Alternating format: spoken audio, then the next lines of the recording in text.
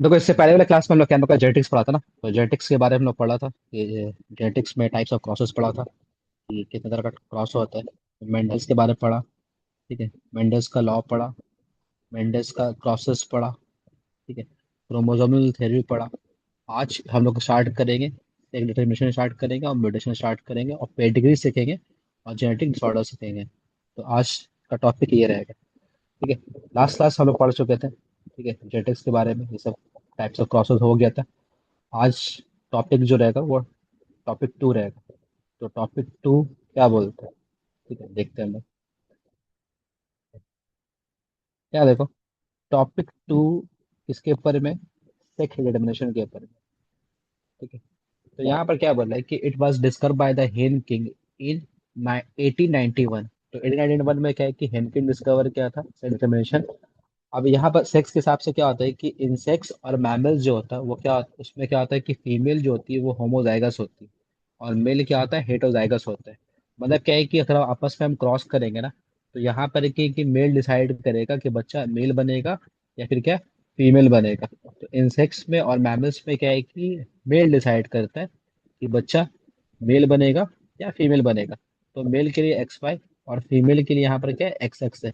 अगर आपस में क्रॉस करेंगे तो यहाँ पर क्या आएगा, एक्स एक्स मतलब कि फीमेल, एक्स वाई मतलब कि मेल, एक्स एक्स फीमेल, और फिर क्या है कि एक्स वाई फिर क्या हो गया, मेल। तो 50% प्रोबेबिलिटी है फीमेल बनने का और 50% प्रोबेबिलिटी है मेल बनने का। तो दोनों का प्रोबेबिलिटी क्या, आधा आधा हो गया। तो 50% फीमेल और 50% मेल। तो यहाँ पर देखो, मेल बनना वो क्या है कि मेल पे डिपेंड करता है। क्यों? बिकॉज क्या है कि मेल में क्या होता है, वाई क्रोमोसोम्स होता है। बर्ड्स में क्या होता है ना, फीमेल डिसाइड करती है, ठीक है, कौन मेल बनेगा कौन फीमेल बनेगा। बिकॉज क्या है कि फीमेल यहाँ पर क्या होती है, हेट्रोजाइगस होती है।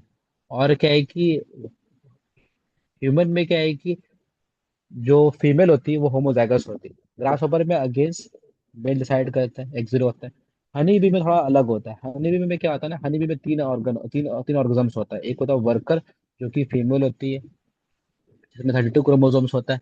क्वीन जो होती है वो भी फीमेल होती है, जिसमें 32 क्रोमोसोम्स होता है। और लास्ट होता है ड्रोन, जो मेल होता है, जिसमें 16 क्रोमोसोम्स होता है। अब यहाँ पर देखो, हनी के बी के बारे में क्या लिखा है कि sex determination in the honey bee is based on the number of the sets of the chromosomes and an individual receives N offspring formed from the union of the sperm and the egg develops into a female queen और worker। अब यहाँ पर देखो, honey bee के बारे में यहाँ क्या बोल रहा है ना कि हनी बी में, ठीक है, तीन जेंडर होता है। एक होता है मेल, ठीक है, एक होती है फीमेल, ठीक है, फीमेल यहाँ पर क्वीन होती है, और एक होती है वर्कर हनी भी, ठीक है। और ड्रोन छोटा होता है और क्या, हम लोग का क्वीन बड़ा होता है। अब यहाँ पर देखो, यहाँ पर क्या बोल रहा है कि यहाँ पर तीन जेंडर है। सपोज करो कि ये मेरा क्या है, ड्रोन हो गया, ठीक है, ये क्वीन हो गई और ये हो गई वर्कर, वर्कर हनी भी। अभी क्या है कि जो क्वीन होती है और वर्कर होती है, ये दोनों होती है फीमेल। तो ये भी क्वीन भी फीमेल है और क्या, वर्कर भी क्या, फीमेल है, ठीक है। और ड्रोन क्या होता है, मेल होता है। जहां पर ड्रोन के अंदर पे कितना क्रोमोसोम्स होता है, 16 क्रोमोसोम्स होता है। और क्वीन के अंदर में कितना क्रोमोसोम्स होता है, 32 क्रोमोसोम्स होता है। और वर्कर में कितना क्रोमोसोम्स होता है, 32 क्रोमोसोम्स होता है। सही है। अब क्या है ना कि जब ये गैमेट्स बनाएगा, ठीक है, तो अगर फीमेल वो बनाती है और मेल क्या बनाता है, स्पर्म बनाता है।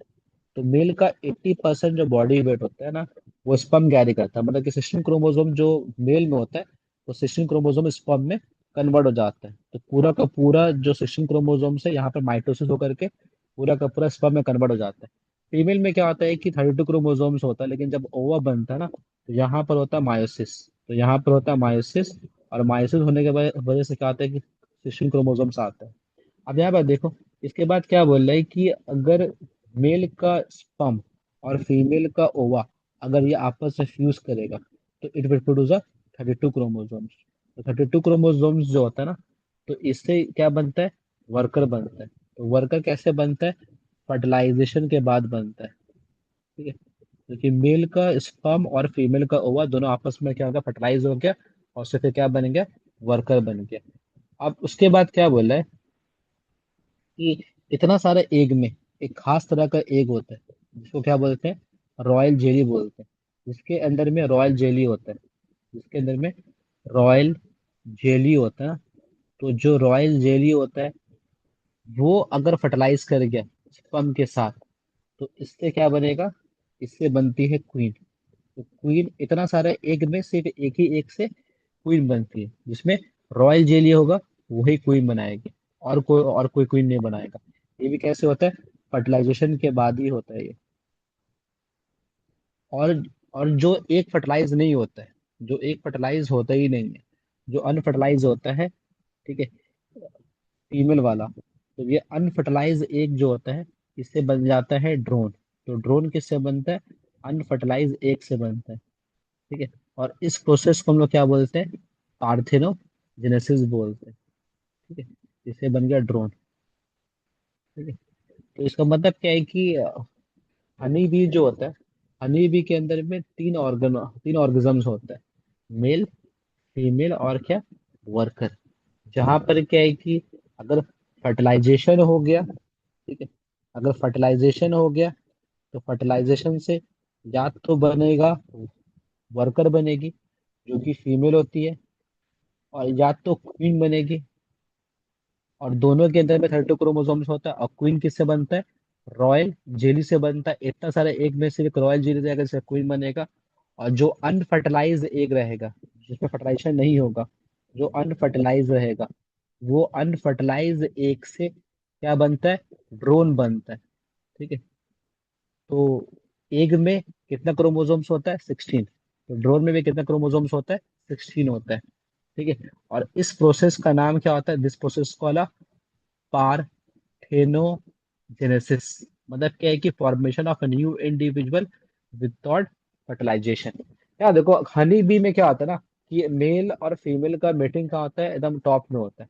वहां पर क्या है कि मेल का बॉडी का 80% जो वेट होता है ना, वो किससे बनता है, वो स्पर्म से बनता है। तो 80% जो बॉडी वेट है, वो स्पर्म से बनता है। इसलिए क्या होता है कि मेल क्या करता है कि स्पर्म देने के बाद उसका बॉडी वेट क्या होता है, कम हो जाता है, फिर बाद में वो नीचे करके मर जाता है, खत्म हो जाता है वो।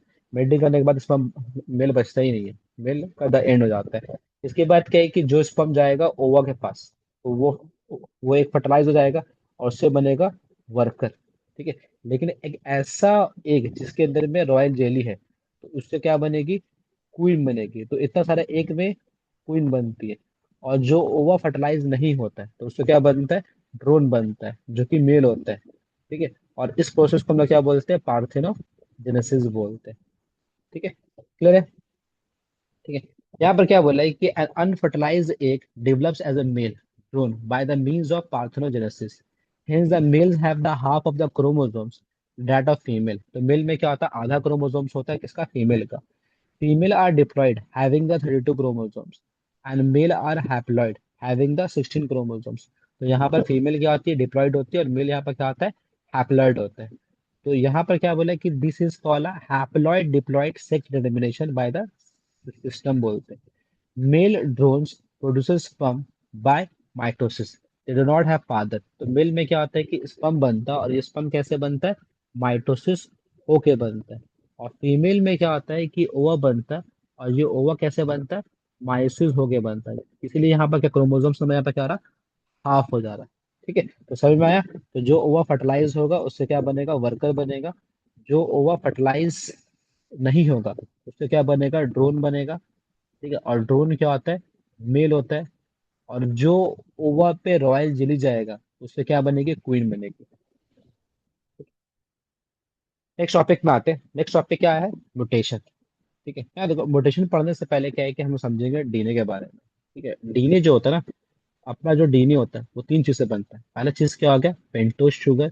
पेंटोज शुगर का मतलब क्या होता है कि 5 कार्बन वाला शुगर को पेंटोज शुगर बोलते हैं, जिसमें 5 कार्बन रहता है।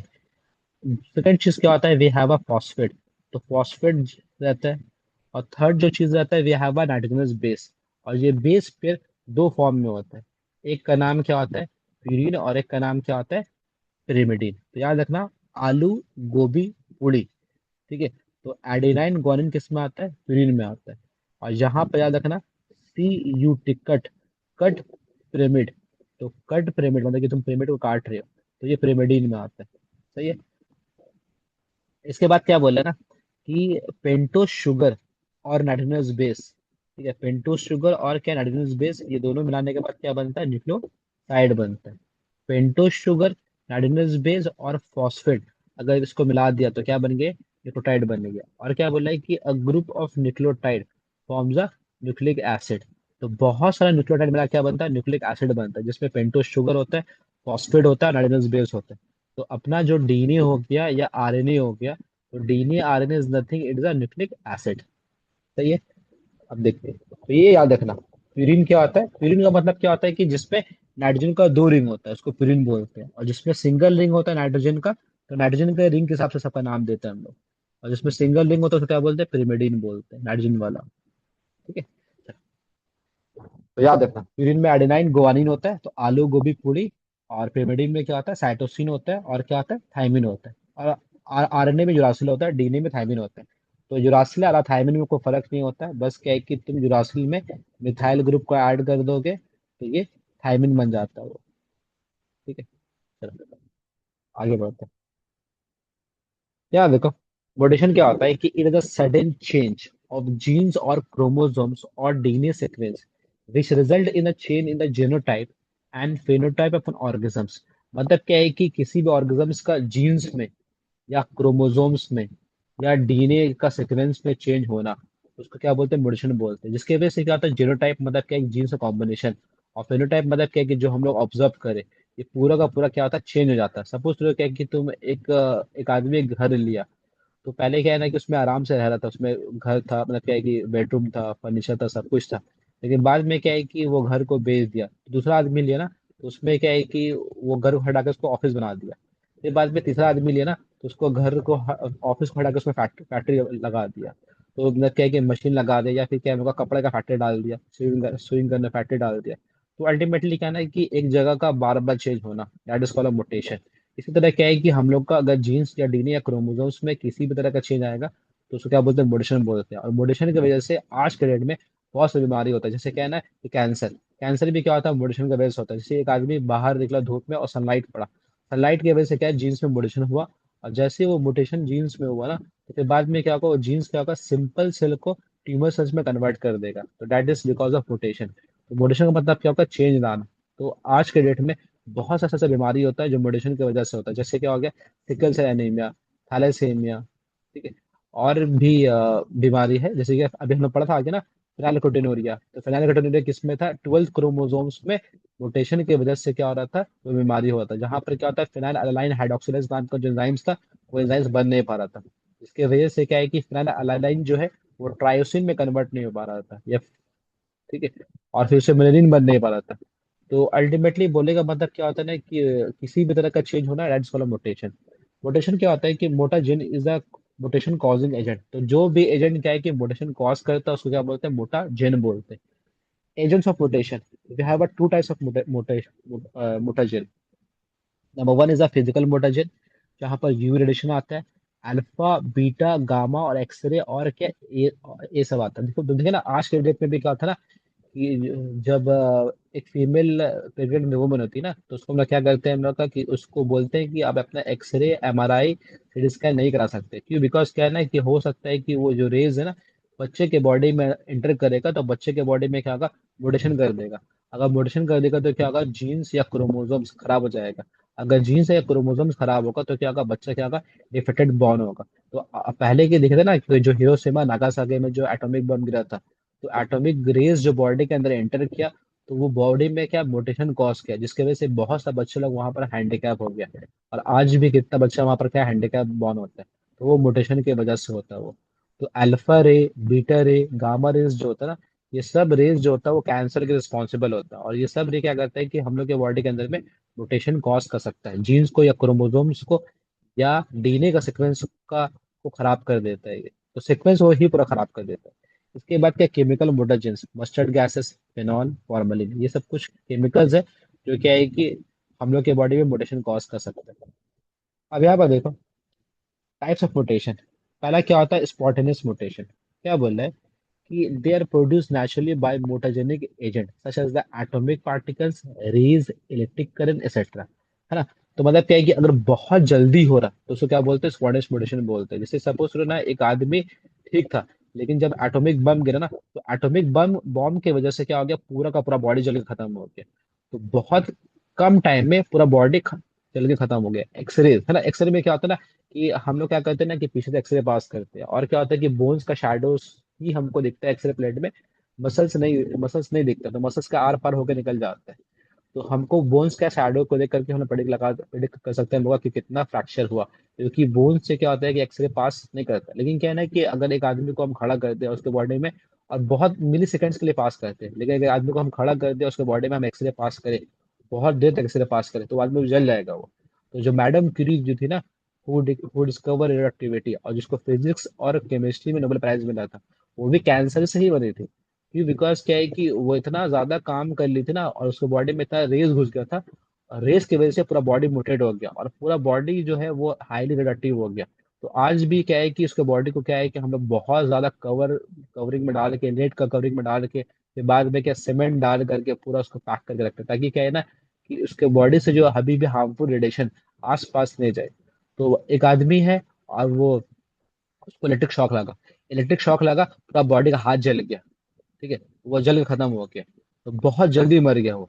तो वो क्या हो गया, that is a spontaneous mutation. अगर बहुत जल्दी होता तो स्पॉन्टेनियस बोलते हैं। इसके बाद क्या बोला, induce mutation. They are induce artificially by subjecting the organisms to the mutagen, alpha beta gamma X ray, ये सब क्या हो गया, इंड्यूस म्यूटेशन हो गया। तो अगर बॉडी के अंदर में रेस पेंट्रेट करता और आहिस्ते आहिस्ते पेंट्रेट करता हर दिन थोड़ा थोड़ा, ये सपोज करो क्या है कि एक आदमी क्या है कि डॉक्टर है वो, और क्या रेडियोलॉजिस्ट है वो, उसका काम क्या है कि एक्सरे करना, सीटी स्कैन करना। अभी के टाइम में तो क्या है ना, कि हम लोग एक बीच से एक दीवार खड़ा कर देते हैं, ताकि क्या है, सिर्फ डॉक्टर देखते रहता है पेशेंट को, अंदर कोई नहीं जाता है। ठीक है, किसी को अलाउ नहीं है, सिर्फ पेशेंट अंदर रहता है, और बस डॉक्टर बाहर से ऑब्जर्व करते रहते हैं, शीशे लगा रहता है। लेकिन पहले के डेट में क्या था ना, कि अगर कोई एक्सरे या एक्सरे कर रहा है, रेडियोलॉजिस्ट का टेक्नीशियन है, या फिर क्या है, डॉक्टर है, रेडियोलॉजिस्ट है, तो क्या है ना, कि उसके बॉडी में हर दिन थोड़ा ना कुछ तो रेज बॉडी में एंटर करेगा ही करेगा।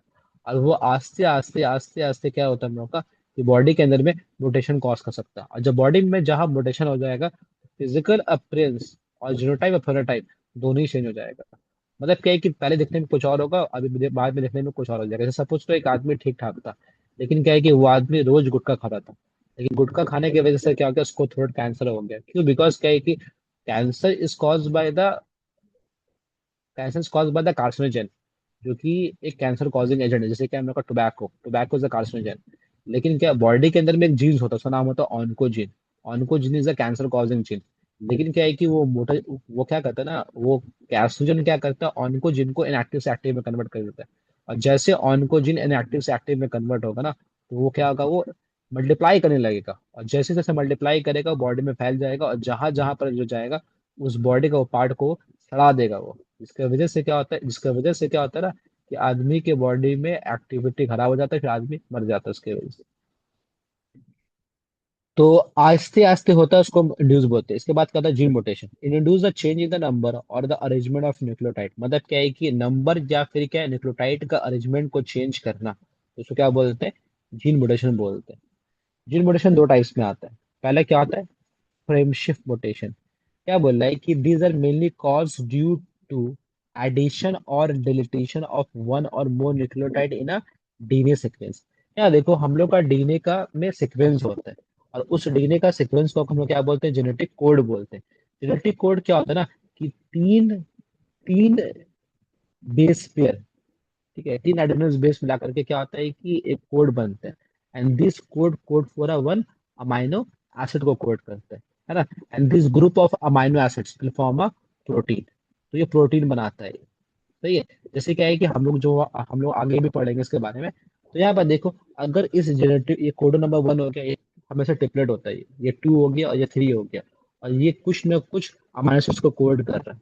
अब यहाँ पर देखो, यहाँ पर क्या है कि अगर एक कोड में कुछ ऐड करते हैं या सब्ट्रैक्ट करते हैं, तो पूरा का पूरा क्या होता है कि आगे आगे का जो सीक्वेंस होता है, वो पूरा का पूरा सीक्वेंस ही चेंज होता जाता है। तो पहले कुछ और अमाइनो एसिड को कोड करा था, अभी कुछ और अमाइनो एसिड को कोड करेगा। जैसे सपोज करो क्या है ना, कि हम यहाँ पर तुमको समझाते हैं, सपोज को क्या है कि मेरे पास एक सेंटेंस है, ठीक है, जैसे क्या है कि राम, तीन अल्फाबेट का एक वर्ड बना राम। राम हैज, ठीक है, रेड कैप। तो ये पूरा का पूरा एक सेंटेंस हो गया। इसी तरह क्या है कि हम लोग के बॉडी में भी ऐसे चार बेस पेयर होते हैं। तो जैसे AUG, CCU, है ना, तो ये लोग क्या करते हैं कि अलग अलग, जैसे GAG, it code for GLN, ठीक है, CCC, it code for proline, ACT, it code for थ्रोलाइन। तो ये सब क्या, this are the amino acids.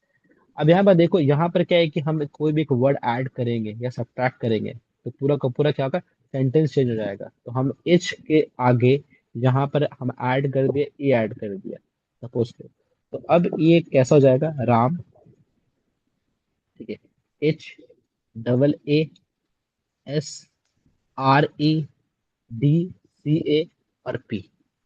और अगर यहाँ पर से हम क्या करें, एक वर्ड को हटा दे रहे, डिलीट कर दे रहे, जैसे हम डी को यहाँ से डिलीट कर दिया, तो अब देखो ये क्या हो जाएगा। तो एडिशन की वजह से पूरा का पूरा क्या हो गया, सेंटेंस चेंज हो गया।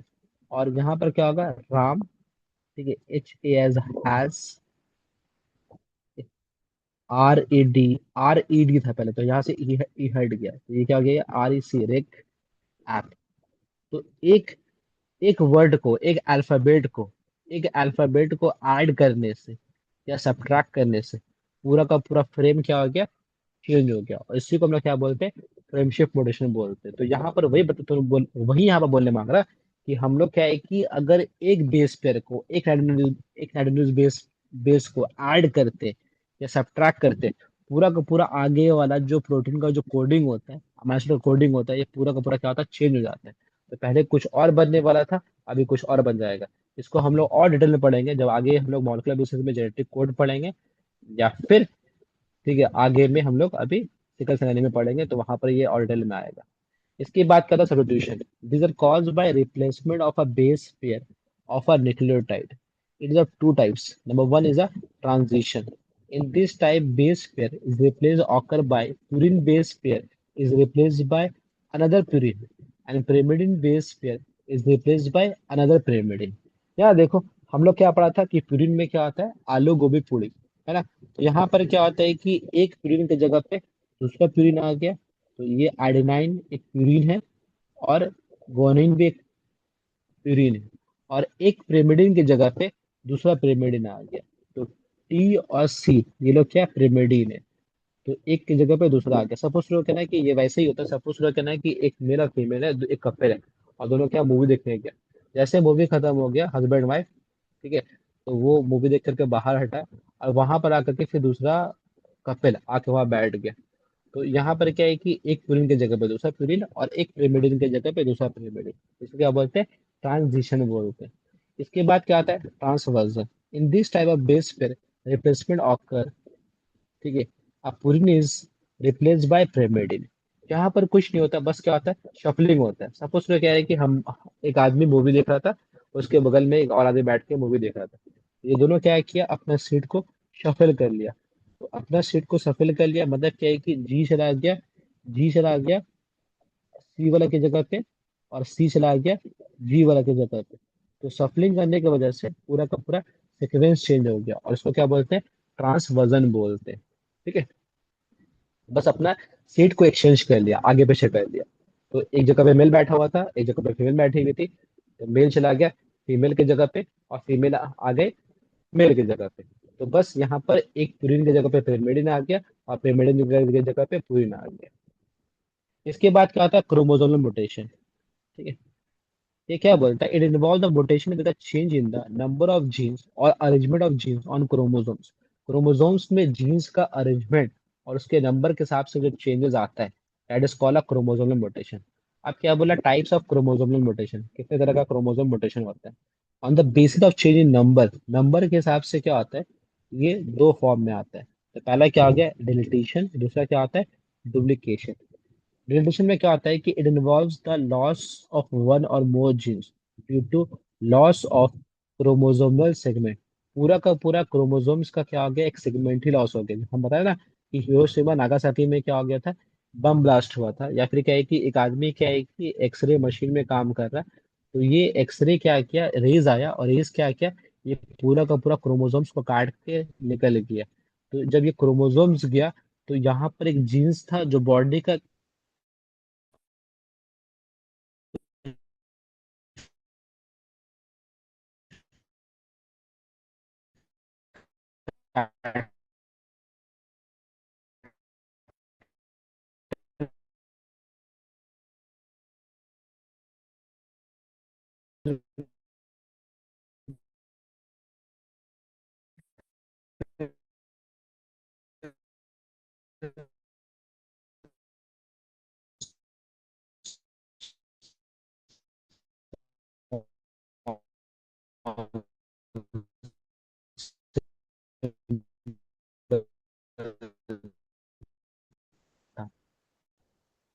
तो वो जीन्स ही।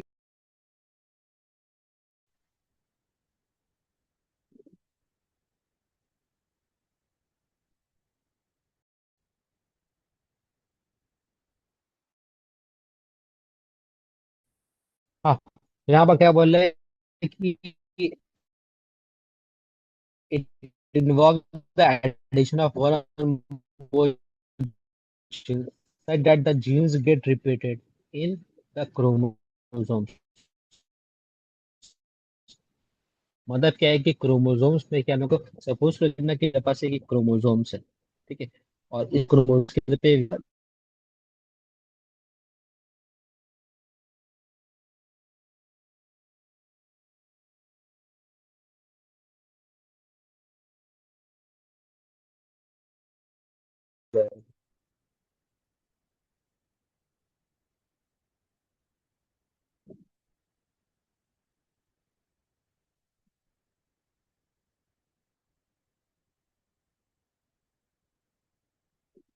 तो यहाँ पर क्या बोला है कि हेयर जो है वो बहुत ज्यादा कर्ली हो जाएगा। बिकॉज क्या है कि यहाँ पर एक के बदले में दो दो जीन्स आ गए, तो दो जीन्स की वजह से क्या हो गया, हेयर ज्यादा कर्ली हो गया। तो इसको क्या बोलते हैं, we call it a duplication. यहाँ पर इसको डुप्लीकेशन बोलते हैं, तो ये डुप्लीकेट हो गई है। इसके बाद क्या बोल रहा है कि on the basis of arrangement of genes, genes का अरेंजमेंट के हिसाब से यहाँ पर ये दो फॉर्म में आता है। पहला फॉर्म क्या आ गया, इन्वर्जन। दूसरा फॉर्म क्या आ गया, ट्रांसलोकेशन। अब क्या बोला, it involve the rotation of a part of chromosomes और जीन्स बाय 180 डिग्री। 180 डिग्री में क्या है, हम लोग क्रोमोसोम्स को रोटेट करते हैं, दैट इज कॉल्ड इन्वर्जन। यहाँ देखो, सपोज तो क्या है कि मेरे पास एक क्रोमोसोम्स है, ये है ना, और इस क्रोमोसोम्स में क्या हम लोग का ये वाला पार्ट क्या, ए है, ठीक है, बी है, ठीक है, सी है, और डी है। जब इसको हम 180 डिग्री रोटेट करते हैं ना, तो 180 डिग्री रोटेट करने की वजह से क्या होता है ना, कि सी चला जाता है बी की जगह पे और बी चला जाया जाता है सी की जगह पे।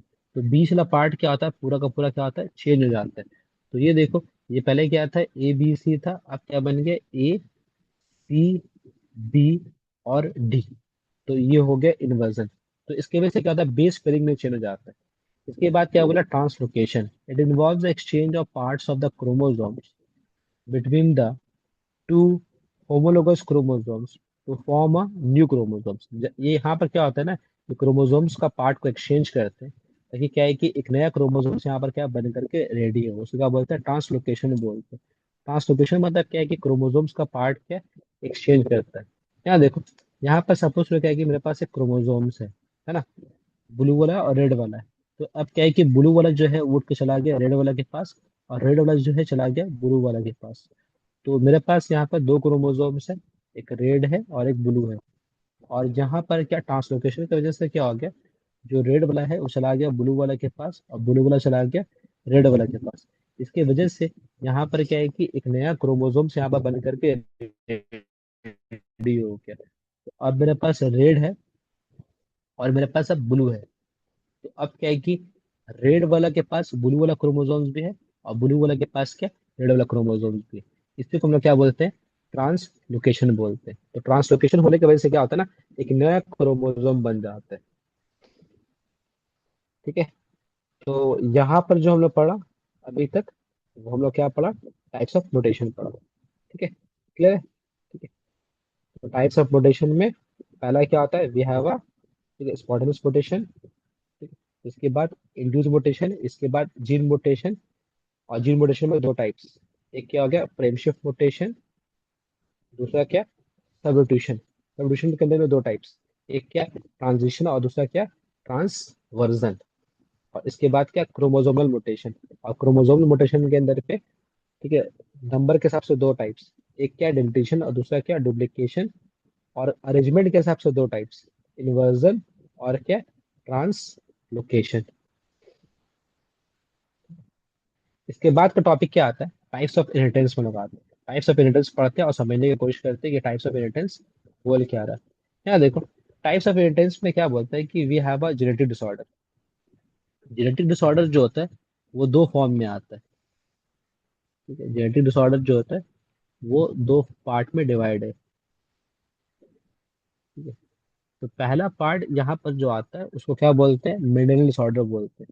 तो अगर क्रोमोसोम्स वाला या डीएनए वाला फॉलो कर रहा है, अगर मतलब जीन्स को फॉलो कर रहा है, मेंडल्स का लॉ फॉलो करता है, तो उसको क्या बोलते हैं, मेंडेलियन डिसऑर्डर बोलते हैं।